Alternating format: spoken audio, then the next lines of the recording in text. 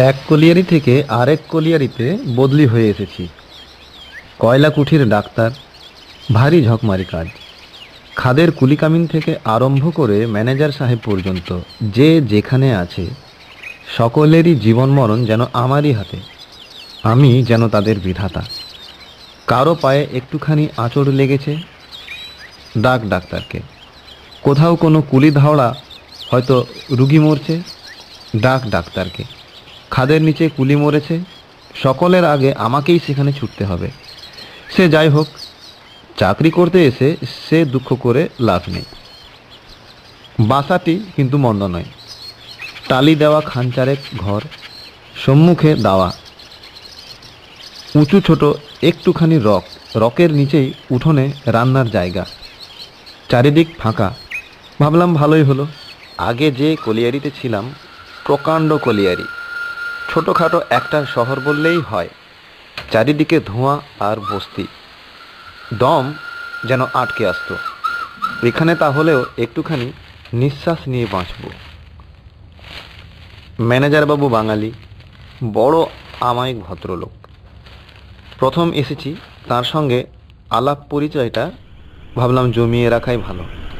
বিকেলে বেড়াতে বেড়াতে সেদিন তার বাংলোর দিকেই যাচ্ছিলাম। কালো ভুঁড়িওয়ালা বেঁটে এক ভদ্রলোক আমায় দেখে নমস্কার করে পথের মাঝে থমকে দাঁড়ালেন। গোঁফগুলি নিচের দিকে বেঁকে আছে। মুখের পানে এক দৃষ্টে তাকিয়ে ভদ্রলোক জিজ্ঞাসা করলেন, আপনি নতুন ডাক্তার না? আমি হেড ক্লার্ক। কি আর বলবো, ঘাড় নেড়ে একটুখানি হেসে নমস্কার করে এগিয়ে যাচ্ছি। তিনি আমার পিছু নিলেন, বললেন, চলুন, তবে ওদিক দিয়েই যাই, আপনার সঙ্গে গল্প করাও হবে। বলেই তিনি নিজের পরিচয় দিতে শুরু করলেন। এখানে চাকরি করছেন প্রায় 10 বছর, অথচ একটি দিনের জন্য তিনি কামাই করেননি। বাড়ি তার বেশি দূরে নয়, এখান থেকে মাইল খানেকের মধ্যেই একটা গ্রামে। সন্ধ্যার আগেই রোজ তাকে বাড়ি পৌঁছে যেতে হয়। কোনো কথাই তাকে আমি জিজ্ঞাসা করিনি, তবু তিনি আমায় সাবধান করে দিলেন। বললেন, দেখুন, এখানকার নিয়মই হচ্ছে তাই। আপনিও যেন সন্ধ্যার পর আর বাসা থেকে বেরোবেন না। নতুন মানুষ, জানেন না তো, তাই সাবধান করে দিলাম। বললাম, কেন? বলতেই তার সেই কালো গুফের জঙ্গল ভেদ করে পানে রাঙা লাল লাল কয়েকটি দাঁত বেরিয়ে পড়ল। বুঝলাম তিনি একটুখানি হাসলেন। বললেন, জিজ্ঞেস করবার কিছু নেই মশাই, বড় ভীষণ জায়গা মশাই। আপনি ভূত বিশ্বাস করেন? বললাম, না, এই মরেছে, চারিদিকে ভূত মশাই। কলিয়ারিটা ভূতে ভূতে একেবারে ছেয়ে গেছে। সন্ধে হলে এ তল্লাটে আর জনমনীষী দেখতে পাবেন না। খাদের নিচে দিনের বেলাতেই লোকজন নামতে ভয় করে। রাত্রের কাজ তো একরকম উঠেই গেছে। অন্ধকার রাত্রে একদিন দেখবেন কি ভীষণ ব্যাপার। ঘরে বসে হয়তো শুনতে পাবেন ইঞ্জিনের শব্দ হচ্ছে, খাদ চলছে, ঘন্টা বাজছে, ট্রাম লাইনের ঘড় ঘড় ঘড় ঘড় করে কয়লার গাড়ি ঠেলার শব্দ পাচ্ছেন। কিন্তু কাছে গিয়ে দেখুন, সব চুপ, কেউ কোথাও নেই। সন্ধেয় হয়তো দেখলেন ডিপোয় কয়লার একটা গুঁড়ো পর্যন্ত নেই। সকালে গিয়ে দেখুন 4-5 ওয়াগন কয়লা গাদা হয়ে গেছে। বললাম, তাহলে তো ভালোই বলতে হবে, ভূতগুলো খুব উপকারী বলুন। ভদ্রলোক আবার তেমনি দাঁত বের করে একবার হাসলেন। বললেন, তা বললে কি হবে, খুন যখন যে লেগেই আছে। এমন মাস গেল না যে খাদের নিচে 2-4টে খুন না হচ্ছে। আগে মশাই যা কিছু হতো ওই খাদের নিচেই হতো। গত 2 বছর ধরে ভূতগুলো দেখছি উপরে উঠে এসেছে। এই ধরুন আমার আপিসের খাতাপত্র, আজ ঠিক যেমনটি রেখে চাবি বন্ধ করে দিয়ে এলাম, কাল এসে দেখব সব ওলট পালট হয়ে গেছে। এখানকার জিনিস ওখানে, ওখানকার জিনিস এখানে, একেবারে তছনছ কাণ্ড কারখানা। তবে নষ্ট কিছু করে না, এই যা আজকাল আমাদের গা সাওয়া হয়ে গেছে। হেসে জিজ্ঞাসা করলাম, তাই বুঝি বেলা থাকতে থাকতে আপনাকে বাড়ি পৌঁছে যেতে হয়? ঘাড় নেড়ে ভদ্রলোক জানালেন, নিশ্চয়। একদিন যে কাণ্ড ঘটেছিল মশাই, শুনলে আপনার গা হাত পা শিউরে উঠবে। থাক, আজ আর আমার দেরি হয়ে যাচ্ছে, আর একদিন বলবো। এখন চলি মশাই, নমস্কার। বলেই তিনি তার হাত দুটি তুলে আমায় আর একটি নমস্কার করে ডান দিকে রাস্তাটা ভাঙলেন। ম্যানেজার বাবুর সঙ্গে সেদিন আমার অনেক কথাই হলো। বললাম, ভূতের কথা কী সব শুনছি আপনার কলিয়ারিতে, এটা কি সত্যি? ম্যানেজার বাবু হাসলেন। শুনেছেন এরই মধ্যে? বললাম, শুনেছি, কিন্তু ভূত আবার কি, আমার তো বিশ্বাসই হয় না কোনো দিন। ঘাড় নেড়ে ম্যানেজার বাবু বললেন, আরে কিছু নয় মশাই, তবে খাদের অবস্থা বড় খারাপ। চালগুলো অত্যন্ত নরম, খুব সাবধানে কাজ করতে হয়, নইলে কয়লা কাটতে গিয়ে চাল থেকে পাথর খসে পড়ে, লোকজন প্রায় মারা যায়। কিছুদিন আগে, না কিছুদিন আগে কেন, অনেক দিন আগে, আমি তখন এখানে ছিলাম না। সিপারন নদীতে সে বছর ভয়ানক বান হয়। বানের জল এত বেশি বেড়ে ওঠে যে হঠাৎ একদিন দেখতে না দেখতে এসে পড়ে খাদেরই মুখে। চানকের পথে হুড় হুড় করে জল ঢুকতে থাকে, তা আর রুখবে কে? দিনের বেলা খাদের নিচে তখন কাজ চলেছে। লোকগুলোকে বাঁচাবার অনেক চেষ্টা করা হয়েছিল, কিন্তু দুদিন ধরে ক্রমাগত জল ঢুকছে। 3 দিনের দিন যখন বান কমলো, খাদ তখন ভর্তি হয়ে গেছে। পাম্প দিয়ে জল তুলে তুলে অনেক কষ্টে নিচে নেমে গিয়ে দেখা গেল প্রায় 50 জন লোক খাদের ভেতরে মরে পড়ে রয়েছে। ব্যাস, সেই থেকে লোকের ধারণা হলো যে অতগুলি লোক একসঙ্গে যেখানে মারা যেতে পারে, ভূত সেখানে আছেই। এই বলে তিনি খুব জোরে হো হো করে হেসে উঠলেন। আমিও হাসলাম বটে, কিন্তু কেবলই আমার মনে হতে লাগলো, আহা, অতগুলো মানুষ কোনো দিক থেকে কোনো সাহায্য না পেয়ে নিতান্ত অসহায়ের মতো হাহাকার করে জলে ডুবে মারা গেল। কারো হয়তো বুড়ো বাপ মা আছে খাদের উপরে কুলি ধাওড়ায়, কারো ছেলে, কারো মেয়ে, কারো স্ত্রী, কারো স্বামী পুত্র। আহা, চুপ করে ভাবতে গিয়ে মুখের হাসি আমার মুখেই মিলিয়ে গেল। সে করুণ দৃশ্য যেন আমি আমার চোখের সামনেই দেখতে পেলাম। গল্প করতে করতে সন্ধে হলো। ম্যানেজার বাবুর চাকর আমাদের কাছে লণ্ঠন দিয়ে গেল। উঠতে যাচ্ছিলাম, তিনি বললেন, একটু চা খেয়ে যান। চা খেয়ে তাঁর কাছ থেকে যখন বিদায় নিলাম, রাত্রি তখন 8টা। ম্যানেজার বাবু বললেন, আলো নিয়ে চাকরটা আপনাকে পৌঁছে দিয়ে আসুক। ভাবলাম তিনি ভেবেছেন হয়তো ভূতের ভয়ে রাস্তায় যদি আমার আবার কিছু বিপদ আপদ হয়। হেসে বললাম, আরে না না, কিছু দরকার নেই, ভূতের ভয় আমি করি না। তিনিও হেসে আমায় নমস্কার করে দরজাটি বন্ধ করে দিলেন। ফটক পেরিয়ে বাইরে যখন পথে এসে দাঁড়ালাম, দেখি অন্ধকারে তখন চারিদিক থমথম করছে, কোথাও জনমানবের সাড়া শব্দটি নেই। মাথার উপরে আকাশের দিকে তাকিয়ে দেখলাম আকাশটা যেন তারাই ঠাসা, তারই একটুখানি ঝাপসা আলোয় পথের উপর দিয়ে এগিয়ে চললাম। বাসাটা আমার নেহাত কাছে নয়। পথের পাশে 2-3টে কুলি ধাওড়া পেরিয়ে আম কাঁঠালের একটি বাগান, তারপরেও খানিকটা কালো কয়লার গুঁড়ো দিয়ে তৈরি ছোট্ট একটি পথ। তারই কিছু দূর এগিয়ে গিয়ে বাঁ হাতি একটা পোড়ো বাড়ির মতো ভাঙা বাড়ি। সেইখান থেকে ডান দিকে একটা নিম গাছের তলা দিয়ে মিনিট 2 হাঁটলেই আমার বাসার দরজায় পৌঁছব। কি যেন ভাবতে ভাবতে আমি সেই বাগানের ভিতর সরু এক ফালি পায়ে চলা পথের উপর দিয়ে চলেছি। মানুষের পায়ের শব্দ পেয়ে আমার পিছনের কুলি ধাওড়ায় সেই যে একটা কুকুর চেঁচাতে আরম্ভ করেছে, তার চিৎকার তখনও থামেনি। হঠাৎ দেখি কয়েকটা গাছের তলা দিয়ে শুকনো পাতার উপর খড়মড় শব্দ করতে করতে মস্ত লম্বা কালো রঙের একটা লোক আমার সামনে এসে দাঁড়ালো। আচমকা অন্ধকারে সত্যি আমি একটুখানি ভয় পেয়ে গিয়েছিলাম। জিজ্ঞাসা করতে যাচ্ছি, তার আগেই লোকটা আমার আরও একটুখানি কাছে সরে এসে বললে, ডাক্তারবাবু, তুই একবার আয় আমার সঙ্গে। লোকটা বোধ হয় সাঁওতাল। বললাম, কেন? সে বললে, ছেলেটাকে আমার বাঁচাতে হবে ডাক্তার, তুই যদি না যাবি তো ছেলেটা মরে যাবে, তুই আয় না ডাক্তার। কি হয়েছে তোর ছেলের? বললে। তা জানি না বাবু, তুই দেখবি চল, আবার তোকে আমি ঘরের কাছে দাঁড়াই দিয়ে যাব। গলার আওয়াজ শুনে মনে হলো লোকটা এক্ষুনি হয়তো কেঁদে ফেলবে। আমি আর না বলতে পারলাম না। বললাম চল। বাগান পেরিয়ে আমরা আর একটা রাস্তা ধরলাম। সে আমার আগে আগে চলতে লাগলো। জিজ্ঞাসা করলাম, তোর নাম কি? বললে, আমার নাম সুবিধা মাঝি। বললাম, কত দূরে যেতে হবে? হাত বাড়িয়ে কাছেই কয়েকটা খোড়ো ঘর দেখিয়ে দিয়ে বললে, ওইখানে।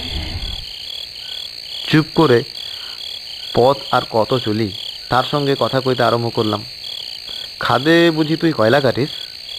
হ্যাঁ বাবু, কটি ছেলে তোর? ওই একটি। ছেলেটি কত বড়? তা অনেক বড় বটে।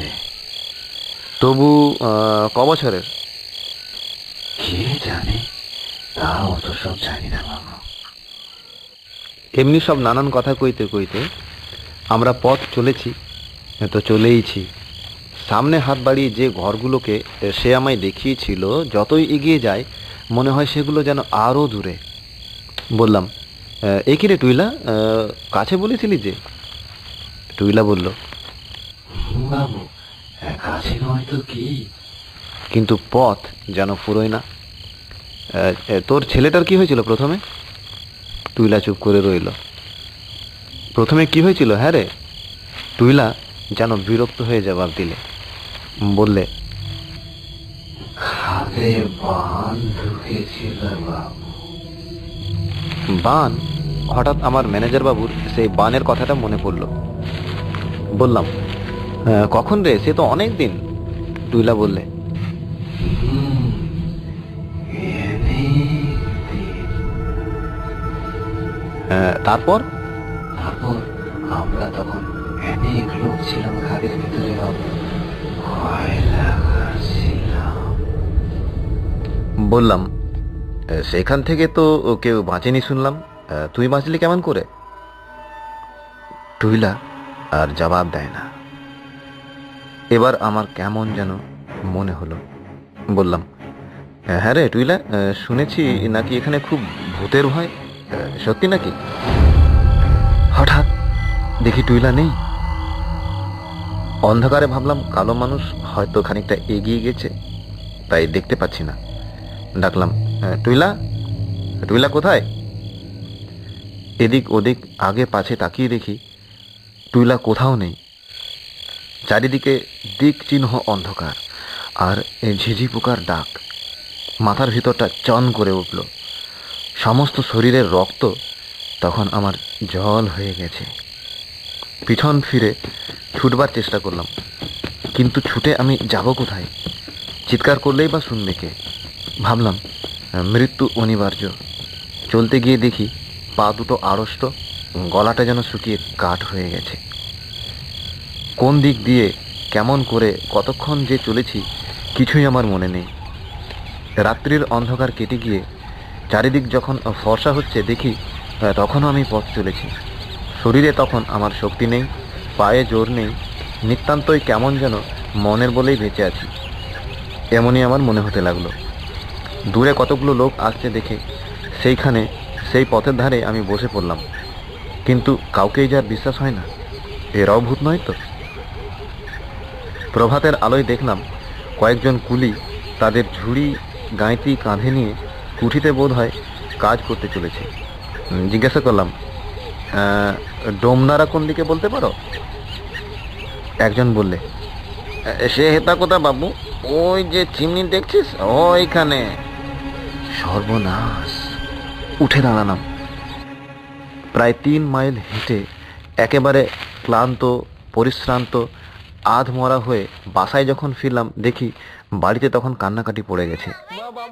ছেলে মেয়ে এমনকি চাকরটা পর্যন্ত সারা রাত্রি ঘুমোয়নি। অপরিচিত জায়গা, কাকেই বা কি বলবে? ভগবানের উপর নির্ভর করে সবাই তখন হাঁ করে পথের পানে চেয়ে আছে।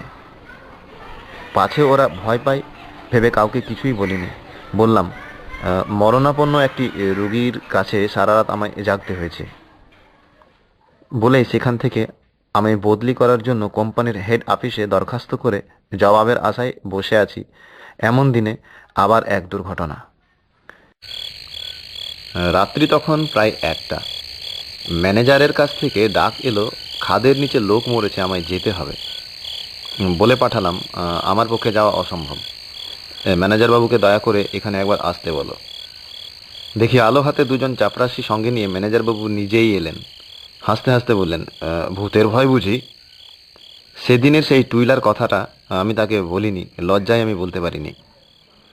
বললাম, না তা নয়, খাদের নিচে রাত্রে তো এখানে কোনো কাজ সাধারণত হয় না, তবে মরলো কেমন করে?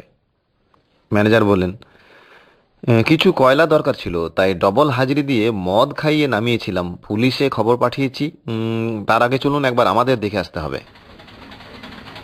অনেক লোকজন সঙ্গে নিয়ে ভয়ে ভয়ে খাদে গিয়ে নামলাম। কিন্তু আশ্চর্য কাণ্ড, কয়লা কাটা হচ্ছিল 7 নাম্বার কাঁথির মুখে। সেখানেই কয়লার চাবড়া মাথায় পড়ে লোকটা মরেছে। মরার পর মৃতদেহ তার সেখানেই ফেলে রেখে লোকজন উপরে উঠে এসেছে। ফিরে গিয়ে দেখা গেল মৃতদেহ কিন্তু সেখানে নেই। মাল কাটার সর্দারকে সঙ্গে নিয়ে প্রচুর আলো এবং লোকজনের সঙ্গে আমরা মৃতদেহের সন্ধানে বেরোলাম। প্রায় ঘন্টাখানেক খোঁজাখুঁজির পর দেখা গেল তার সেই রক্তাক্ত মৃতদেহ পড়ে আছে প্রকাণ্ড একটা গুফার মাঝখানে। সেখানে কিন্তু তার যাবার কোনো সম্ভাবনাই নেই। মৃতদেহটাকে সেখান থেকে টেনে এনে আমরা আবার সেই 7 নাম্বার কাঁথির কাছেই রেখে দিয়ে উপরে উঠে এলাম। পুলিশ না আসা পর্যন্ত আমাদের তো উপরে তোলবার কোনো উপায় নেই, অথচ প্রচুর পুরস্কারের লোভেও কিন্তু কেউ সেখানে মরা আগলে বসে থাকতে রাজি হলো না। ম্যানেজার বাবু আমায় বাসায় পৌঁছে দিয়ে গেলেন। বললেন পুলিশ এলে আমাদের আবার খাদে নামতে হবে। রাত্রি তখন ঠিক কত মনে নেই। পুলিশ এসেছে, তাই আবার আমাদের খাদের নিচে নামতে হবে। এবার আমাদের সঙ্গে আর বেশি লোকজন গেল না, যেতেও চাইল না। ম্যানেজার বাবু একটু হেসে নিয়ে বললেন, পুলিশ যাচ্ছে আমাদের সঙ্গে, ভাবনার আর কি, ভূতেরও তো পুলিশের ভয় আছে। একটু ম্লান হাসি হেসে নিয়ে আমি নেমে গেলাম। যা থাকে কপালে, একে রাত্রির অন্ধকার, তাই আবার সেই কালো কয়লার পাতালপুরি।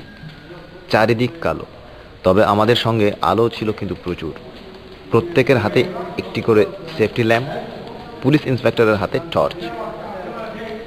আগে আগে যাচ্ছে মাল কাটার সর্দার। কিন্তু গিয়ে দেখি অবাক কাণ্ড, মৃতদেহ সেখানে নেই।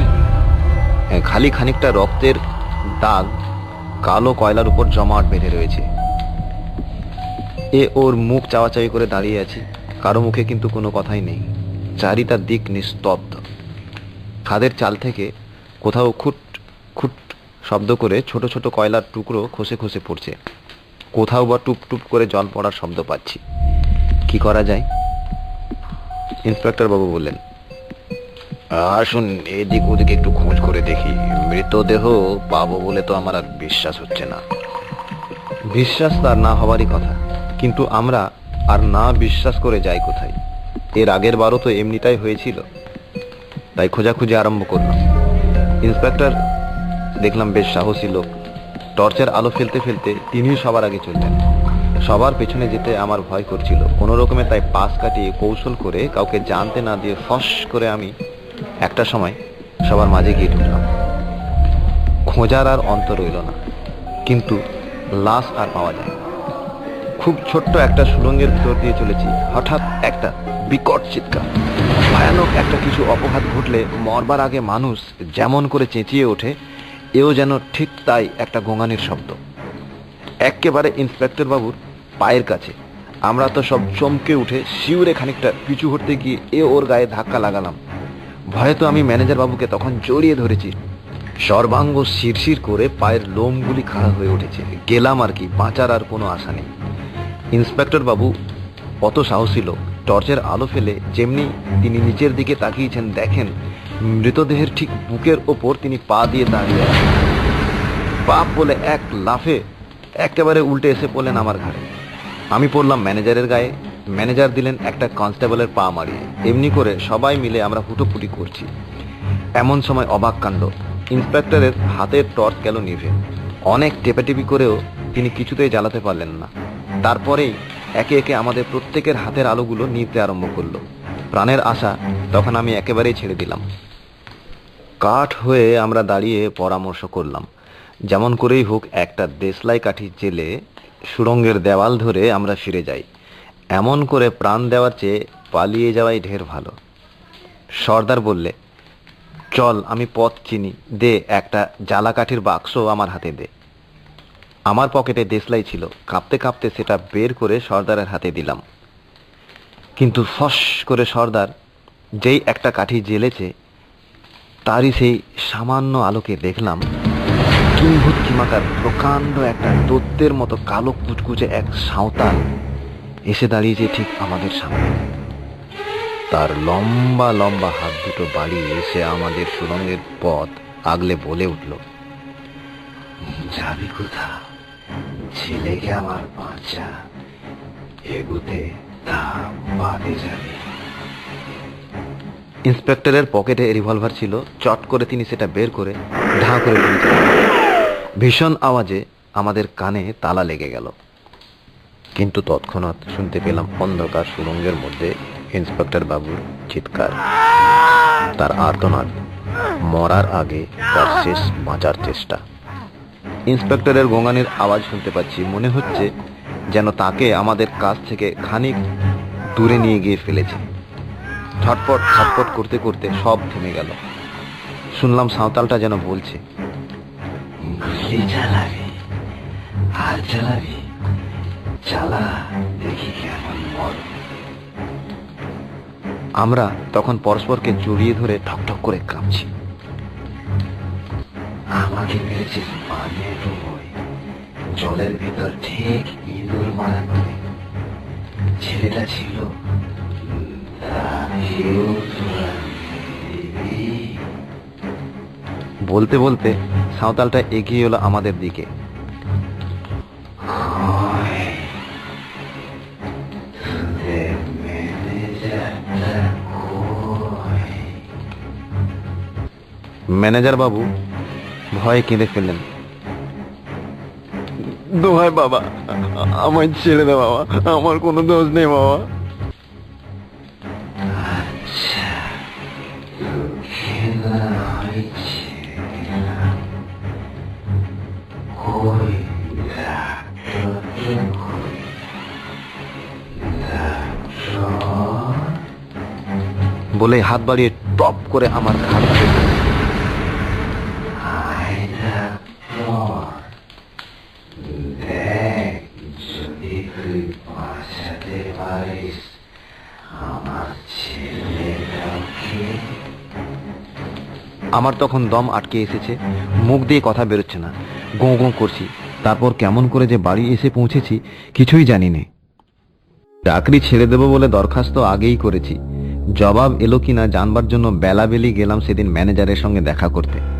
গিয়ে শুনি অদ্ভুত ব্যাপার, কাল রাত্রি থেকে নাকি ম্যানেজারকে কোথাও খুঁজে পাওয়া যাচ্ছে না, খাদের উপরেও না, খাদের নিচেও না।